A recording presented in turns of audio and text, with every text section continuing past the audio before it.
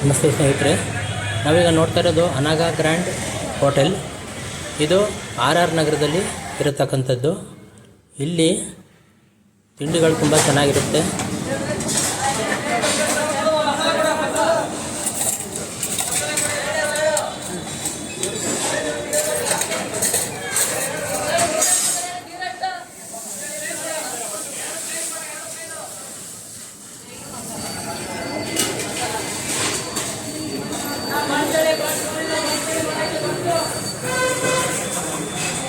ಇಲ್ಲಿ ನಾವು ಪಲಾವ್ ತೊಗೊಂಡಿದ್ದೀವಿ, ಮತ್ತು ಬಿಸಿಬೇಳೆ ಬಾತು ಮತ್ತು ಪೂರಿನ ತೊಗೊಂಡಿದ್ದು.